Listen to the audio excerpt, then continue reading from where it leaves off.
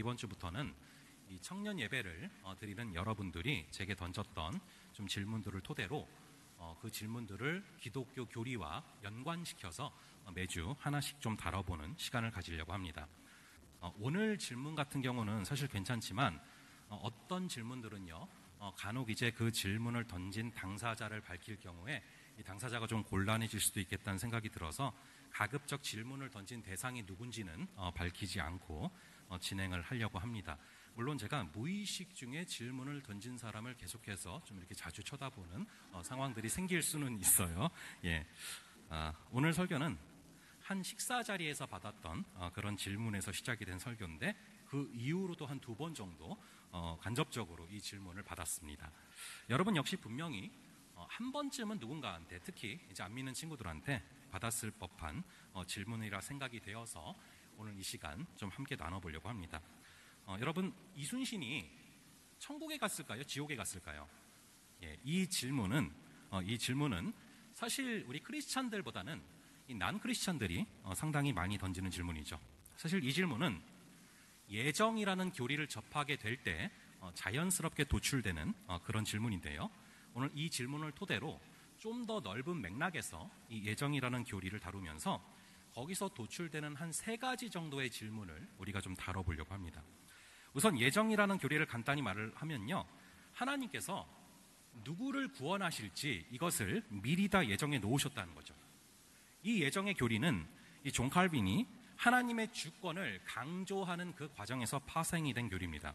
즉 구원의 공로가 우리의 선행이나 우리의 어떤 그 공로에 이제 있는 것이 아니다. 우리가 잘해서 구원을 받는 것이 아니라 바로 하나님의 주권 때문에, 하나님의 주권에 바로 우리의 구원이 달려있다. 이것을 논증하는 그 과정에서 나오게 된 교리죠. 즉 하나님께서는 누구를 구하실지를 창세 전에 이미 다 예정해 놓으셨고 그 예정해 놓으신 사람들을 끝까지 실수 없이 구원에 가심을 말하는 그런 교리입니다. 이 예정을 말할 때 가장 대표적으로 언급되는 구절이 바로 에베소서 1장 4절부터 6절까지 오늘 저희가 읽은 그 말씀이죠. 이 4절에 보시면은 우리를 택하신 그 구원이 언제부터 시작됐다라고 기록되고 있습니까? 창세 전에 시작됐대요. 그래서 저는 사실 제대로 성경 통독표를 만든다면 창세기 1장 1절부터 시작되면 안 되고 창세기 1장 1절 앞에 에베소서 1장 4절이 있어야 제대로 된 성경 통독표라고 생각을 합니다. 그만큼 오늘 읽은 이 구절은 상당히 스케일이 큰 구절이고요. 그리고 참 이 구절을 읽다 보면은 이 사도 바울이 하나님의 마음속에 들어갔다 나온 사람이다 라는 그런 생각이 절로 들게 만드는 구절입니다. 어쨌든 천지를 창조하시기 이전에 우리 한 명 한 명을 구원하려는 계획을 먼저 세워놓으시고 그 다음에 이제 인간을 보내시기 전에 어떤 공간에 머물게 하실지를 다 생각을 해놓으신 다음에 그 후에 창조를 하셨다는 거죠. 이 비밀이 4절에 기록이 되고 있습니다. 이 비밀이 저는 조금은 이해가 갑니다. 우리도 자녀들을 낳을 때 보면요, 자녀를 낳기 전에 다 준비하고 계획을 합니다. 대책 없이 낳는 게 아니죠. 우선 자녀가 태어나기 전에 미리 어느 병원에서 날지, 그리고 병원에서 데려온 다음에 어떤 방에 어디에 누워서 키울지 이런 것들을 다 계획하고 애를 낳는다는 것이죠. 그래서 창세전에 우리를 구원하실 계획을 먼저 세워놓으셨고 그 후에 창조를 하신 것이죠. 그리고 그 후에 각각의 영혼들을 언제 이 땅으로 보내실지까지 다 예정하셨다라는 것입니다. 우리 한번 오늘 본문 4절의 말씀을 한번 다시 한번 읽어볼게요. 오늘 본문 4절의 말씀 다시 한번 읽겠습니다. 시작. 곧 창세전에 그리스도 안에서 우리를 택하사 우리로 사랑 안에서 그 앞에 거룩하고 흠이 없게 하시려고. 이 구절에 보니까 우리를 택하신 이유가 뭐라고 써져 있죠? 우리가 사랑 안에서 그 앞에 거룩하고 흠이 없게 하시려고. 즉 우리를 택하신 이유가 사랑 안에서라고 써져 있어요. 율법 안에서가 아니라 사랑 안에서라고 써져 있죠. 우리를 사랑하셨으니까 우리를 구하기로 택하셨다라는 것입니다. 우리가 율법을 잘 지켜서 자격을 얻어서 구원할 생각을 하셨다는 게 아니라 우리를 사랑하셔서 우리를 택하셨다는 것이죠. 우리를 사랑하니까 부르신 건데 사랑하니까 거룩하고 흠이 없게 하시려고 한다라는 것입니다. 사랑하는 자녀가 밖에서 놀다가 손이 더러워져서 들어왔는데 그 손으로 뭘 먹으려고 하면은 당연히 우리는 사랑하는 자녀에게 손을 닦고 와서 먹어라 라고 말을 해요. 그죠? 탈나면 안 되니까 당연한 겁니다. 마찬가지로 그렇게 사랑하시니까 사랑 안에서 거룩하고 흠이 없이 깨끗하게 하시려고 아예 아들이신 예수 그리스도를 보내신 것이죠. 우리 이어서 나오는 5절의 말씀 한번 같이 읽어볼게요. 5절의 말씀 한번 같이 보겠습니다. 시작. 신 뜻대로 우리를 예정하사 예수 그리스도로 말미암아 자기 아들들이 되게 하셨으니. 예, 여기 보시면은 그 기쁘신 뜻대로 우리를 구원하기로 예정하셨다라는 것이죠. 여러분, 우리도 면접 같은 것을 보면요, 다 선택을 받는 게 아니라 한 명만 선택을 받는 것들을 보게 됩니다. 그렇게 선택을 받게 됐을 때 우리의 기분이 어떻죠? 예, 기분이 참 좋고, 아, 이분이 나를 뽑아주셨구나, 뭐 이런 감동을 하지 않습니까? 그런데 사실 아무리 그래도 인간의 선택은 다 이유가 있고 계산이 있어요. 그래서 뽑는 거예요. 하지만 하나님은 그게 아니라는 것이죠. 6절에 보면요, 이유가 있어서 구원을 주신 게 아니라 그냥 거저 주셨다라고 써져 있습니다. 우리에게 뭐를 원해서 주신 것이 아닙니다. 단지 그 기쁘신 뜻대로 우리를 구원하기로 예정하셨다. 즉, 저와 여러분을 바라보면요, 한박 웃음이 나올 정도로 너무나 기쁘셨기 때문에 그 기쁘신 뜻대로 우리를 구원하기로 예정하셨다라고 써져 있습니다. 그래서 여기 5절에서 다시 5절로 보면은 이 5절에서 저는 가장 중요한 단어가 바로 이 예정이라고 생각을 합니다. 그래서 이 예정이란 단어에 여러분들 가능하시다면 동그라미를 쳐놓으시고요, 그리고 형광펜으로도 좀 줄을 거놓으시기 바랍니다. 예정하셨다.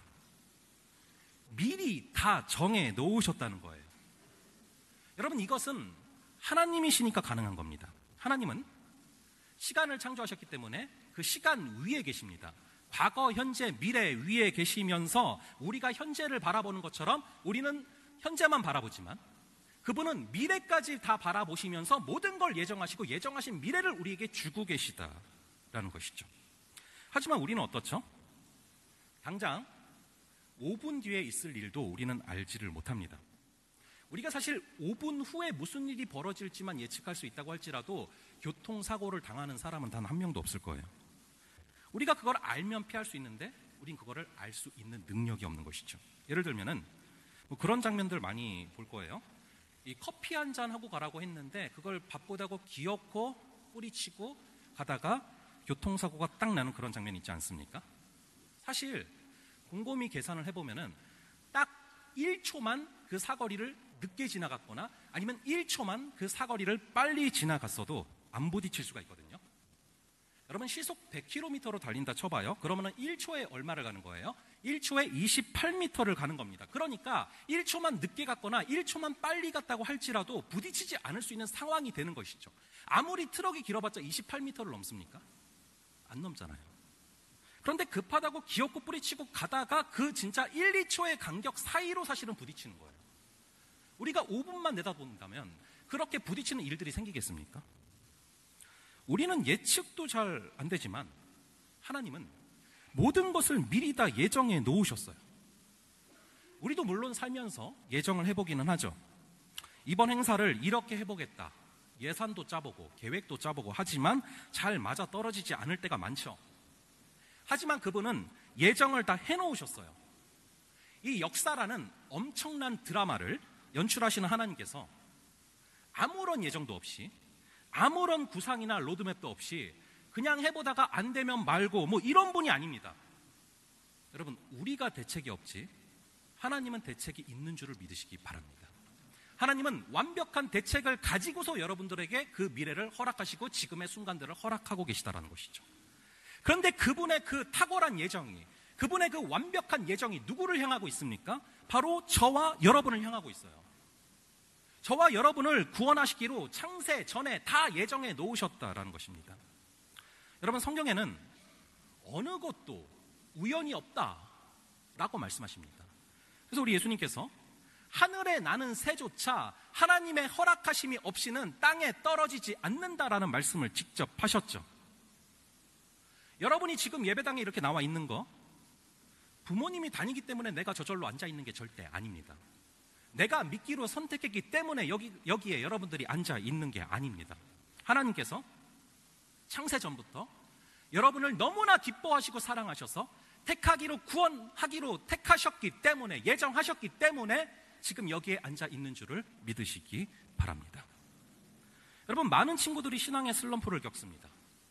이 눈에 보이는 외적인 원인들은 굉장히 다양할 수 있어요. 하지만 내적인 원인은 하나입니다. 그분이 창세 전부터 나를 예정해 놓으셨다라는 것을 잘 몰라서 흔들리고 계속해서 무너지고 두려워하는 것이죠. 여러분은 창세 전부터, 창세기 1장 1절 전부터 선택을 받았고요. 하나님의 여러분을 향한 그 사랑의 뿌리는 너무나 깊이 박혀 있어서 시간으로 셀 수가 없을 만큼 깊이 뿌리가 박힌 사랑임을 믿으시기 바랍니다. 그 뿌리는 여러분을 선택하고 여러분을 사랑하기로 선택하신 그 사랑의 뿌리는 1000년, 2000년 정도가 아니라 아예 창세 전부터 여러분을 사랑하기로 마음을 먹으셨다라는 것이죠. 이 예정을 통해서 신앙에 흔들리지 않는 기초가 형성될 수 있기를 간절히 바랍니다. 여러분, 우리가 창세 전에 택하셨는데, 태어나기도 전인데 우리가 그분을 위해서 한 게 뭐 있겠습니까? 우리가 뭘 하기도 전에, 태어나기 전에 아예 우리를 택하셨다는 것이죠. 그러니까 내가 뭐를 해서 인정을 받는 게 아니라, 내가 그만한 자격이 있어서 구원을 받는 것이 아니라 바로 태어나기 전부터 여러분을 이미 예정하고 택하셨다라는 것입니다. 그 사랑을 느껴야 흔들리지 않는다라는 것입니다. 이렇게 우리가 예정교리를 좀 다루고 있는데, 이 예정교리를 접할 때 파생되는 질문 3가지 정도가 있습니다. 그래서 이 질문들을 3가지 다뤄보려고 하는데, 이 설교 제목인 이순신은 천국에 갔는가, 이것은 2번째 질문으로 다루려고 합니다. 우선 첫 번째 질문, 굉장히 많이 예정이랑 교리에서 연결돼서 등장하는 질문은 바로 이겁니다. 화면을 띄워주시면요, 모든 것이 예정되어 있다면 전도할 필요가 없지 않냐, 어차피 예정되어 있는데 뭐하러 전도하냐, 이런 질문이 사실은 우리들 가운데 많이 들 수 있는 그런 질문이죠. 전도 안 해도 어차피 믿을 건데 뭐하러 전도합니까? 전도지는 뭐하러 만들어요? 뭐 이런 거, 이게 바로 예정 교리를 접할 때 우리 안에 나타나는 그런 질문들이죠. 여러분, 우리 디모데후서 2장 10절을 한번 볼게요. 디모데후서 2장 10절의 말씀 한번 찾아보시고요. 같이 읽어보도록 하겠습니다. 시작. 그러므로 내가 택함 받은 자들을 위하여 모든 것을 참음은 그들도 그리스도 예수 안에 있는 구원을 영원한 영광과 함께 받게 하려 함이라. 택함 받은 자들, 즉 예정된 자들을 위하여 모든 것을 참는데요. 왜입니까? 누구를 구원하기로 예정해 놓으셨는데, 하나님께서 누구를 택해 놓으셨는데 그 구원이 어떻게 이루어지냐 하면, 내가 전도하는 과정을 통해서, 내가 그 친구를 위해서 기도하는 과정을 통해서 하나님께 돌아오기 때문에 내가 그 수고를 기꺼이 감당하겠노라 라고 지금 말씀하고 있는 것이죠. 여러분, 낚시터 주인이요, 이 낚싯대를 주면서, 그리고 미끼를 주면서, 이 낚시터가 굉장히 낚시가 잘 되는 곳입니다 하고 딱 얘기를 한 거예요. 그러면은 그 후에 그 낚싯대와 그리고 미끼를 잡은 상황에서, 그 받은 상황에서 어떤 생각을 하는 게 정상입니까? 물고기를 잡아야지 생각을 하는 게 정상입니다. 그런데 예정됐으니까 전도할 필요가 없다라는 것은, 물고기가 어차피 많이 잡히는 곳이면 낚시할 필요가 없겠네, 가만히 있으면은 물고기가 물 밖으로 저벅저벅 걸어 나와서 미끼를 한 움큼 물고 통 안으로 저절로 들어오겠지 생각하는 거랑 똑같은 것입니다. 여러분, 예정은 오히려 이 전도할 이유가 됩니다. 내가 만나는 사람 중에 예정되어 있는 사람이 분명히 있을 텐데, 그러면 그 사람은 반드시 하나님께 돌아올 것이기 때문에 오히려 전도를 해야 되는 아주 강력한 이유가 되는 것이죠. 그래서 생각 없이 한마디 던졌는데 그 사람이 교회를 나오고 하나님의 품에 안기는 경우들이 종종 있어요. 저희 어머니는요, 제가 중학생 때부터 늘 전도를 하고 다니세요. 요즘도. 그래서 이제 열심히 이렇게 전도를 하시는 분인데, 간혹 이게 전도지를 항상 돌리며 다니시거든요. 근데 전도지를 이렇게 돌리다 보면은 간혹 그런 경우들이 있어요. 저도 되게 신기해요, 그런 게 있다는 게. 간혹 어떤 사람들은요, 처음 보는 사람인데 전도지를 받을 뿐만 아니라, 안 받는 사람도 있는데 받는 사람이 있거든요. 근데 전도지를 받을 뿐만 아니라 어떤 사람들은 우리 어머니가 이제 전도하면서 쓰려고 써놓은 종이들이 있단 말이에요. 거기다가 이제 이럴 때 이런 구절을 얘기해주고 이런 구절을 얘기해주고 이렇게 써서 들고 다니시는 종이가 있거든요. 근데 어떤 사람들은 전도지를 봤더니 동시에 그 종이도 주면 안 되냐고. 처음 만나는 사람인데. 여러분, 그런 사람들이 있다라는 거예요. 이처럼 하나님이 예정하셨다라는 것은 내가 전도를 안 할 이유가 아니라 오히려 전도를 해야 되는 너무나 강력한 이유가 되는 것이죠. 내게 만나게 하신 사람들, 내게 만나게 하신 그런 친구들 중에 반드시 하나님이 예정하신 친구가 있다라는 것을 믿으며 살아가시기 바랍니다. 자, 이제 드디어 오늘 설교 제목입니다. 두 번째 질문이죠. 이순신은 천국에 갔을까, 지옥에 갔을까? 예, 이 질문은 아까 말씀드린 것처럼 사실 이 크리스찬들보다는 난 크리스찬들한테 많이 나오는 질문이죠. 여기에 깔려있는 비기독교인들의 전제가 있습니다. 사실은 근 몇십 년 동안 이 불신자들이 기독교를 볼 때 딱 떠오르는 단어가 있어요. 뭔 줄 아세요? 안 믿는 친구들이랑 얘기를 해보면은 기독교 하면 뭐가 생각나 물어보면은 딱 이 단어를 얘기해요. 뭐냐면은 예수천당 불신지옥. 예, 이게 워낙 강렬하게 박혀있는 기독교에 대한 이미지죠. 그래서 그런 반발감 같은 게 안 믿는 친구들한테 있는 거예요. 너희 기독교는 예수님만 믿으면 천국에 간다고 하는데 그렇게 치면은 세종대왕이나 이순신처럼 목숨 바쳐 나라를 구한 그런 선행을 한 사람들은 지옥에 간다는 얘기야? 그럼 그거는 너무 비상식적이지 않냐? 예, 이런 전제가 깔려 있는 질문이죠. 우선 제가 이 질문에 대한 정답을 말씀드리기 전에 하나 먼저 짚고 넘어가고 싶은 것은, 여러분, 구원은 너무나 중요한 것이지만 이 기독교를 구원이라는 딱 그 한 글자 안에만 가두어 놓는 그 오류를 범하지 않았으면 좋겠다는 것입니다. 여러분, 물론 기독교의 핵심은 십자가와 부활입니다. 그래서 이 제자반에서도 이 십자가 한 주제만 가지고 몇 주를 할 정도로, 지난주까지 계속해서 십자가를 바라볼 정도로 그렇게 중요한 주제예요. 그런데 기독교는 구원을 핵심으로 함과 동시에 그 스펙트럼이 상당히 넓다라는 것을 기억하시기 바랍니다. 여러분, C.S. 루이스가 이런 말을 했습니다. 한번 잠깐 띄워주세요. C.S. 루이스가 이런 얘기를 했습니다. 쭉 보면요, 이렇게 얘기했어요. 나는 태양이 떠 있는 것을 믿는 것처럼 기독교를 믿는다. 단지 내가 태양을 보기 때문만이 아니라 태양에 의해서 다른 모든 것을 볼 수 있기 때문이다. 제가 페이퍼 쓰다가 이 구절 보고 참 감탄했던 구절이에요. 여러분, 기독교는 이 세상의 모든 것을 해석하게 해주는 중요한 안경이 되고 중요한 빛이 된다는 것입니다. 여러분, 기독교는 이 일상을 거룩으로 만들 수 있는 아주 강력한 힘이 있는 종교인데 우리가 스스로 그것을 축소시키고 있는 것이죠. 그렇게 우리가 지나치게 이 구원이라는 딱 그 한 글자에만 매몰돼 버리면은 결국 거룩과 일상을 지나치게 대립시키는 그런 결과를 가져오게 되고요.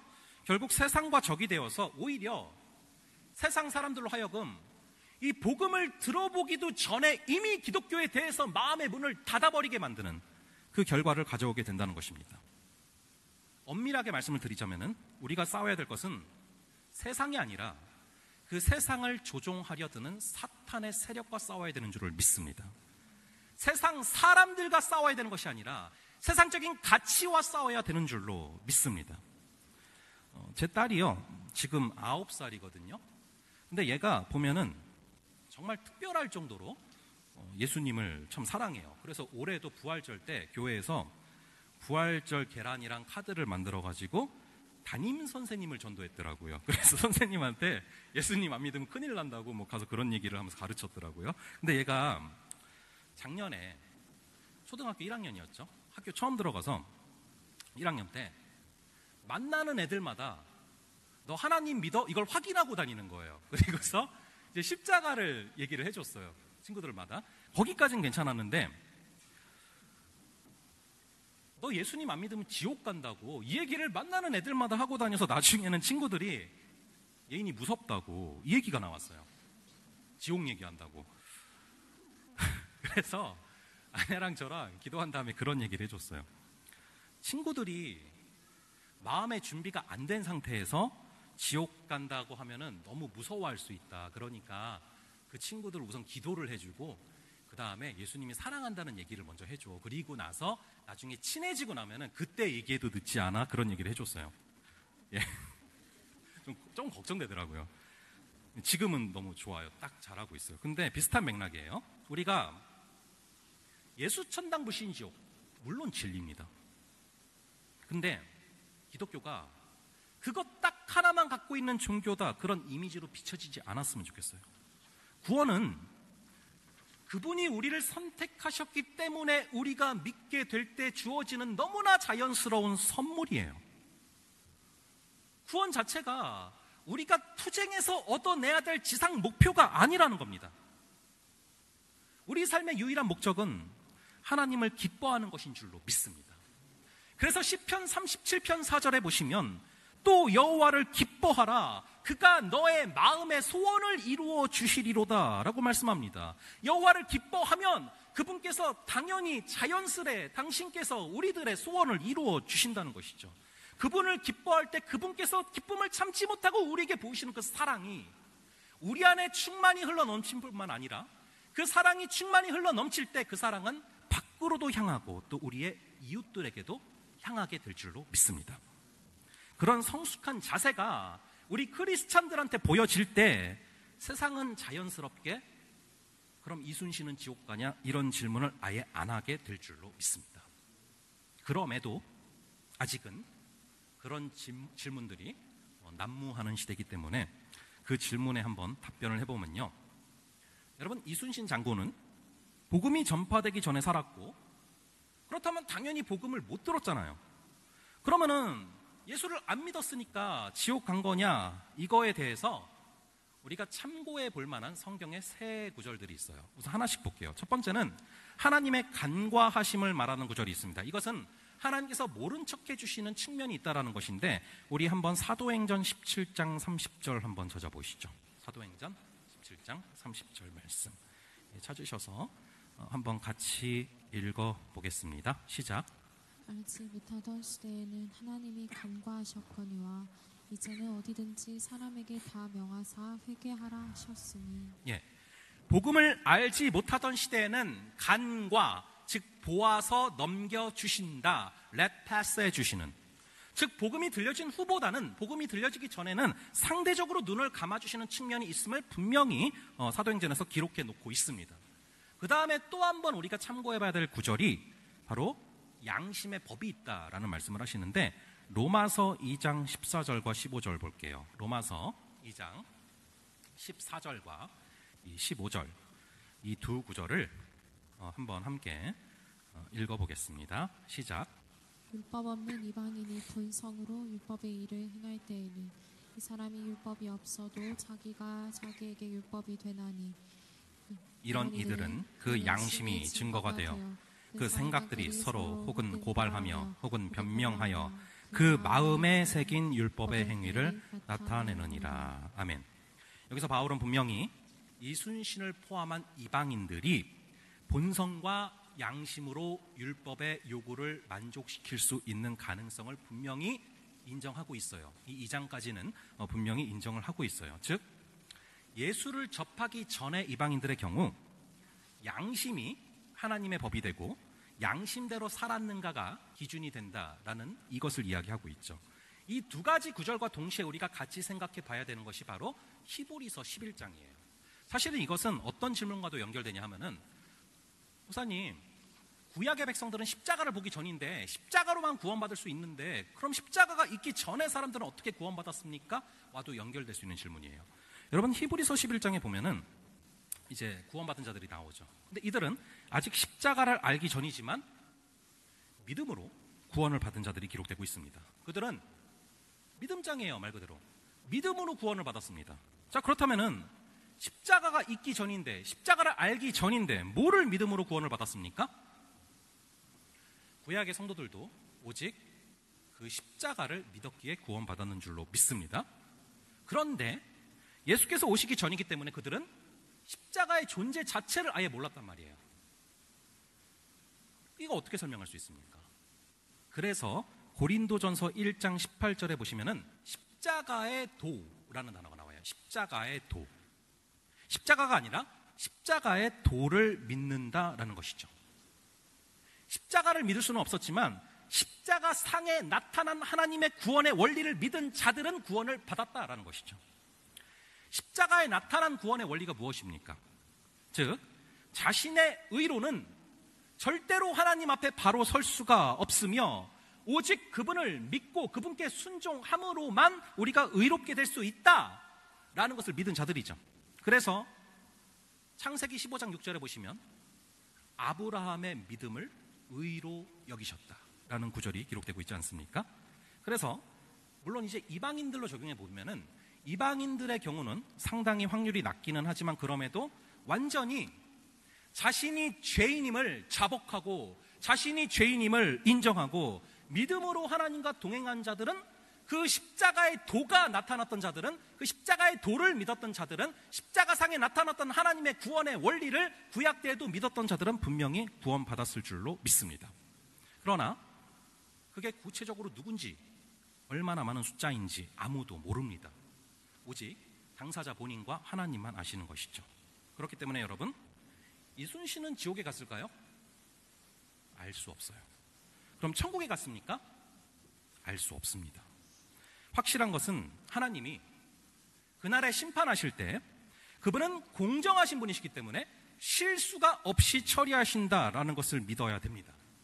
그래서 이 비기독교인들이 야, 너희는 지옥에 간다고 말하잖아 이렇게 얘기할 때 우리가 어떻게 얘기를 할 수 있냐면 그거는 하나님만이 아신다. 우리가 판단할 권한이 없고 우리가 알 수가 없다. 특별히 성경에 보면은 간과 하심과 양심의 법이 있기 때문에 우리는 그것을 판단할 권한이 없다. 하지만 하나님은 공정하시고 하나님만 심판하신다는 것을 말해야 됩니다. 그리고 이 십자가의 도를 믿은 자들만이 구원받는다. 자신의 의가 아니라 하나님을 믿고 순종한 그 하나님에게 의지한 그 믿음이 있는 자들만 그것을 의로 여겨서 순종한 자들만 구원받는다라고 말할 수 있어야 됩니다. 그리고 이게 가장 핵심인데 그런 질문을 던져오는 친구들이 분명히 있을 거예요. 그때 이 얘기를 꼭 해줘야 됩니다. 분명한 것은 이순신 같은 의인도 하나님을 못 만났을 확률이 너무 높은데 지옥에 갔을 확률이 굉장히 높은데 너는 아직도 하나님을 만날 가능성이 열려있다. 너는 아직도 구원받을 확률이 남아있고 천국에 갈 수 있는 확률이 더 높다. 이게 은혜 아니냐. 이렇게 답변해 줄 수 있기를 간절히 바랍니다. 요 세 가지를 잘 정리하셔서 혹시 여러분들의 친구가 갑자기 물어왔을 때 준비된 자처럼 이야기해 줄 수 있는 역사가 있기를 간절히 바랍니다. 예정과 관련된 마지막 질문. 모든 게 예정되어 있다면은 우리의 의지는 아무런 의미가 없는 거 아니냐? 우리가 자유가 없는 거 아니냐? 어차피 다 정해진 대로 흘러갈 텐데 그러면 우리에게 자유의지를 주신 이유는 뭐냐? 이런 질문들이죠. 우리는 흔히 예정이 있기 때문에 우리는 자신의 자유가 없다라고 생각을 합니다. 어차피 각본대로 흘러가는 삶, 이러면서 우리에게 허무함이 들어올 수도 있어요. 여러분, 그런 어떤 생각들을 들게 만들었던 대표적인 인물들을 생각해 보자면은 이 가룟 유다를 생각해 볼 수 있어요. 그는 이미 배반하고 팔기 전부터 그는 예수를 팔자더라 기록이 되고 있어요. 예수를 팔자라. 여러분 같으면 기분이 어떨 것 같아요? 그냥 예를 들어보면은 내가 고등학교도 들어가기 전에 이미 재수할 자라, 대학 못 갈 자라. 기분이 어때요? 나쁘죠? 그래서 우리는 이런 오해에 빠지지 않기 위해서 예정과 운명을 분명히 구분할 필요가 있어요. 예정과 운명은 다른 거예요. 여러분, 운명은 인간이 개입할 여지가 완전히 없어요. 인간이 개입할 여지가 완전 지로. 어쩔 수 없이 받아들이는 거예요. 그래서 예를 들면은 역마살이 껴서 계속 이사를 다녀야 돼. 이런 거. 이게 운명이죠. 내 의지는 제로. 아무것도 없어요. 그러나 이 운명이 100%를 다 갖고 있어서 내 인생을 좌지우지하는 것, 이게 운명이죠. 그래서 간혹, 많진 않지만 간혹 그런 생각하는 친구들이 있어요. 그래, 내가 오늘 점심에 삼겹살 김밥을 먹기로 다 정해져 있었어. 저녁에 짜장면 먹을지 짬뽕 먹을지 이미 다 정해놓으신 거예요. 이건 병적인 거예요, 여러분. 그래서 그렇게까지 가면 안 돼요. 자, 그러면 이 예정은 뭐냐? 하나님의 예정은, 이게 예정이 신기한 게요, 인간의 의지가 100이에요. 그리고 하나님의 예정이 100이에요. 그런데 인간의 의지가 100이고 하나님의 예정이 100인데 100 더하기 100이 100이에요. 아멘. 예, 이게 100입니다. 믿음으로 받아야 돼요. 100 더하기 100이 100이에요. 신기하게 200이 아니라. 가룟 유다가 예수님을 판 건요, 다름 아니라 지가 볼 때는 메시아 같지 않았던 거예요. 그래서 판 거예요. 그러나 동시에 그것은 하나님의 예정이었던 거죠. 자기가 팔고 싶어서 판 겁니다. 자유의지를 가지고서. 당시에도 여러분 예수님을 팔고 싶어 했던, 죽이고 싶어 했던 많은 자들이 있었어요. 그러나 팔지 않고 회개하고 예수님을 믿은 사람들이 있죠. 그러니까 결정권은 나한테 있어요. 그런데 또 그 동시에 그 뒤에 하나님의 예정이라는 것이 있다는 것이죠. 여러분 마음대로 결정할 수 있어요. 자유가 100입니다. 그런데 또한 예정이 100인 신비, 그게 바로 예정인 줄을 믿으시기 바랍니다. 100 더하기 100은 100. 예. 그럼 여러분 이 예정이 갖는 의미가 왜 중요합니까? 이 예정이 우리에게 무슨 의미가 있습니까? 예정이 중요한 이유는 지독한 영적인 침체를 극복할 수 있는 결정적인 힘이 됩니다. 여러분 성경에서 가장 능력 있게 사용받은 그런, 능력 있게 쓰임받은 그런 사람을 뽑으라면 저는 엘리야를 뽑게 돼요.